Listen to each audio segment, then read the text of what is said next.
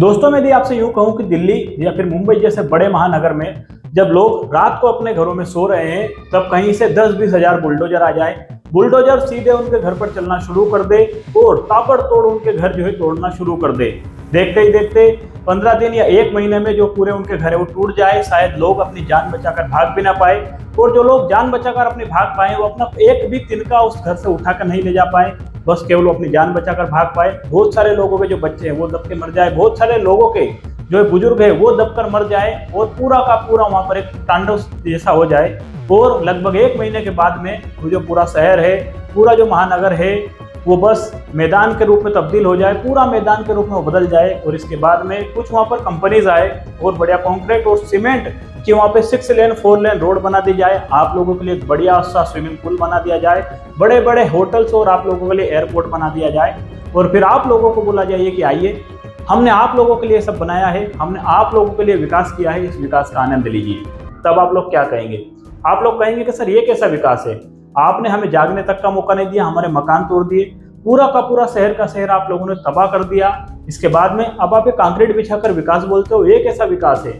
तो दोस्तों यही तो इस देश में हो रहा है, बस फर्क इतना है कि आप लोगों के साथ में नहीं हो रहा है, ये हो रहा है जंगल में रहने वाले उन सारे वन्य जीवों के साथ में जो किसी पेड़ पर अपना घर बनाकर रह रहे हैं। ये हो रहा है उन पेड़ों के साथ में जिनका जुड़ाव इस मिट्टी से है, जिनका जुड़ाव बारिश से है। ये सारी चीजें उन वन्य जीवों के साथ में हो रही है जो आपसे बोल भी नहीं पाते, आपसे बोल भी नहीं पाते कि आप ऐसा क्यों कर रहे हो, सिस्टम को आंख नहीं दिखा पाते। इसलिए सिस्टम उनके ऊपर जो अत्याचार कर रहा है वो किसी को भी नजर नहीं आ रहा है और ये हो रहा है केवल और केवल विकास के नाम पर। दोस्तों मुझे बताइए ये विकास है या फिर विनाश है? उदाहरण से समझिएगा, मध्य प्रदेश, एमपी, मध्य प्रदेश का एक जिला है दोस्तों, जिले का नाम है सिंगरौली। और इस सिंगरौली जिले में कोयला निकालने के लिए, कोयला तो आप लोग जानते ही होंगे, वही कोयला जिससे बिजली बनती है, बिजली के फिर हम सब आनंद लेते हैं, एयर कंडीशनर पे बैठते हैं। वैसे भी कितनी गर्मी है, वो एसी जो एयर कंडीशनर है वो बिना बिजली के तो चलती नहीं है। बहुत सारे ऐसे उपकरण जो बिजली के बिना चलते ही नहीं है, उन सारे उपकरण जो ना आपकी, जिसने आपकी लाइफ को आसान किया है, जिसने आपको सुख सुविधाओं में घेर दिया है, वो सुख सुविधा मिलती तो कोयले से ही है। क्योंकि अभी भी भारत में 70 से 80% बिजली कहीं ना कहीं कोयले से ही बन रही है। तो कोयला निकालने के लिए यहाँ पर 6 लाख पेड़ों को काटा जा रहा है। 6 लाख पेड़ समझते हैं आप? एक सर्वे के अनुसार बताया जाता है कि एक सिंगल पेड़ कहीं पे खड़ा हो ना, सिंगल यदि बरगद का पेड़ हो या पीपल का पेड़ हो, तो उस पर करीब करीब 100 से 200 वन्य जीव रहते हैं। वन्य जीव का मतलब कि और बड़े जानवर नहीं है, उस पर चिड़िया रहती है, उस पर गिलहरी रहती है, उस पर छिपकली रहती है, उस पर गिरगिट रहता है, उसके जड़े में बिल बनाकर सांप रहते हैं और छोटी छोटी चिड़िया, कीट पतंगे, मकोड़े, सारे यदि जानवर हम जोड़े ना तो करीब करीब 100 से 150, 100 से 200 के बीच में, 100 से 200 के बीच में जानवर एक पेड़ पर रहते हैं। और यदि यही पेड़ किसी घने जंगल में हो ना तो इस पर करीब करीब 300 जानवर रहते हैं, 300 वन्य जीव। अब आप अंदाजा लगाइए कि 6 लाख पेड़ और एक पेड़ पर 300 वन्य जीव, तो ये कितनी बड़ी कीमत वो लोग चुका रहे हैं आपके विकास के नाम पर। 18 करोड़, याद रखिएगा, 18 करोड़ वन्य जीव। वन्य जीवों में मैंने सारे जीव आपको बता दिए, छोटे से छोटा जीव लेकर बड़ा से बड़ा जीव। करीब करीब 6 लाख पेड़ कटने पर 18 करोड़ वन्य जीव अपने घर से बेघर हो जाएंगे। अब आप मुझे बताइए कि एक बड़े महानगर की आबादी कितनी होगी? एक बड़े से बड़े महानगर की आबादी कितनी होगी? क्या 18 करोड़ होगी? परंतु हम केवल अपने विकास के लिए 18 करोड़ वन्य जीवों को घर से बेघर कर रहे हैं। हम केवल अपने विकास के लिए 6 लाख पेड़ काट रहे हैं।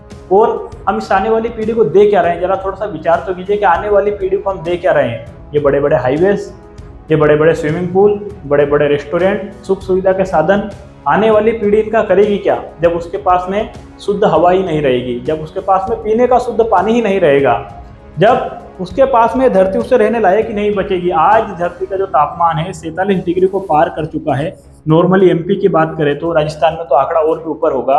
अब आप मुझे बताइए, इसी रफ्तार से पेड़ कटते गए तो ये 47 डिग्री कब 56 डिग्री पहुंच जाएगा पता ही नहीं चलेगा। और फिर आने वाली पीढ़ी 56 डिग्री सेल्सियस में रहकर करेगी क्या? फिर तो देश में किसी जंग छिड़ जाएगी जिसे अमीर और गरीब की जंग कहा जाएगा। क्यों? क्योंकि अमीर है तो एयर कंडीशनर पे बैठ जाएगा। हवा यदि खराब है, दिल्ली की हवा का आपने देखा ही होगा, किसी जहरीली हवा है, हवा यदि खराब है तो अमीर एयर प्यूरिफाई लगवाएगा। और भी यदि संकट आया तो अमीर यहाँ से अपना मकान संपत्ति बेचकर दूसरे देश में चले जाएगा, पर गरीब का क्या होगा? गरीब मरेगा उस 56 डिग्री की धूप में, पिएगा वही गंदा पानी जिसके पीने के बाद में उसे पता है कि उसकी मौत निश्चित है, और ग्रहण करेगा वही जहरीली हवा जिसके बाद में उसको पता है कि मुझे कहीं ना कहीं फेफड़ों के लंग्स के कैंसर होने वाले हैं। तो दोस्तों, हम आने वाली पीढ़ी को दे क्या रहे हैं? विकास के नाम पर हम केवल और केवल विनाश कर रहे हैं, इसके अलावा कुछ भी नहीं कर रहे हैं।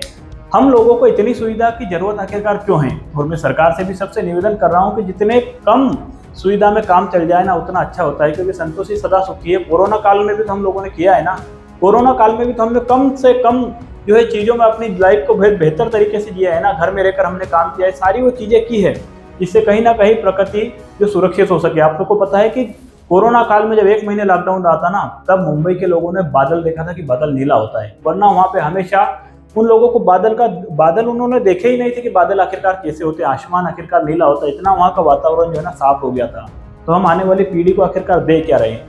जरा विचार तो कीजिए। मैं बोलता हूँ जंगल में आदिवासी आदिकाल से रह रहे हैं ना, उन्होंने तो कभी नहीं कहा कि हम लोगों को सड़क चाहिए। बारिश के समय में उन्होंने नदियाँ भी पार की, उन्होंने कीचड़ में रास्ते भी बनाए, सब कुछ किया, परंतु उन्होंने कभी पेड़ काटने को नहीं कहा। और हम लोग बस हमारी सुविधा के लिए विकास के नाम पर क्या करने जा रहे हैं? हम आने वाली पीढ़ी को दे क्या रहे हैं? आने वाली पीढ़ी क्या ये कंक्रीट और सीमेंट चबाकर खा लेगी? आने वाली पीढ़ी करेगी क्या? आने वाली पीढ़ी को चाहिए शुद्ध हवा, शुद्ध पानी, रहने के लिए एक अनुकूल वातावरण, शुद्ध धरती। पर हम लोग कर क्या रहे हैं? अभी मैंने एक अखबार में ही आज एक न्यूज पढ़ी, अखबार में आप लोगों को दिखाता हूँ। अखबार देखिए, दैनिक भास्कर का अखबार है, और इसमें क्या लिखा हुआ है मैं आपको पढ़कर सुनाता हूँ। विकास के नाम पर हमारे जंगलों का सीना चीर दिया। विकास के नाम पर जो है ना, हमने हमारे जंगलों का सीना चीर दिया। 54,557 पेड़ कटे, मोड़ दिखा तो रूट बदला, 50,000 पेड़ और कटेंगे। मतलब क्या है कि छतरपुर के खजुराहो में पन्ना खजुराहो एक रेल लाइन निकल रही है, और उस रेल लाइन के लिए रेलवे ने एक रास्ता तय किया कि भाई हम तो यहाँ से रास्ता निकालेंगे। रास्ता जो था जंगलों के बीचों बीच होता हुआ जा रहा था, और इसके बाद में 54,578 पेड़ काट दिए गए। 54,578 पेड़, यानी कि 54,500 घरों पर बुलडोजर चला दिया गया, भागने तक का मौका नहीं दिया गया, वन्य जीव सारे वहाँ पर नष्ट हो गए। इसके बाद में रेलवे की नींद खुलती है अचानक, अरे ये रास्ता तो अब रेलवे के लिए सेफ नहीं है भैया, यहाँ से रेल नहीं निकल पाएगी। क्यों? क्योंकि रास्ता सेफ नहीं है। तो अब क्या करते हैं, रूट बदल देते हैं, और रूट बदलने से क्या होगा, 50,000 पेड़ और कटेंगे। ये तो हमारा इंफ्रास्ट्रक्चर है, ये तो हमारा सिस्टम है। हम कर क्या रहे हैं? 50,000 पेड़ काटने के बाद में हम लोगों को एक बात याद आती है कि अरे हमने तो सर्वे गलत कर दिया यार, ये 50,000 पेड़ है ना, ये गलत काट दिया हम लोगों ने, क्योंकि यहाँ से लाइन जो है सुरक्षित नहीं है, रेलवे लाइन।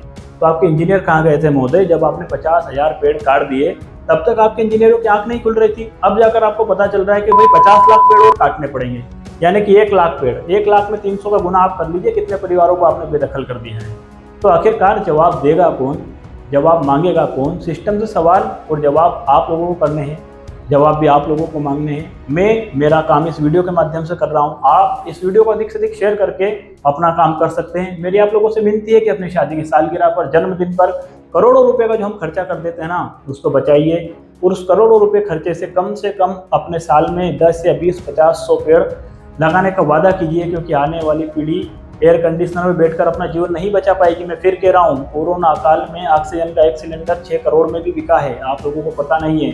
जान बचाने की कीमत बहुत महंगी हो गई थी, ऑक्सीजन की कीमत बहुत महंगी हो गई थी। तो समझिएगा, जो पेड़ हमें फ्री में ऑक्सीजन दे रहे हैं, हवा दे रहे हैं, पानी दे रहे हैं, और पूरी ज़मीन को जो है संतुलित करे बैठे हैं, उनको इस तरह से बर्बाद ना कीजिए। मेरी आपसे प्रार्थना है, छोटा सा मेरा प्रयास है, आप लोगों को पसंद आया हो तो सब्सक्राइब मत कीजिएगा, लाइक मत कीजिएगा, शेयर जरूर कर दीजिएगा। जय श्री कृष्ण।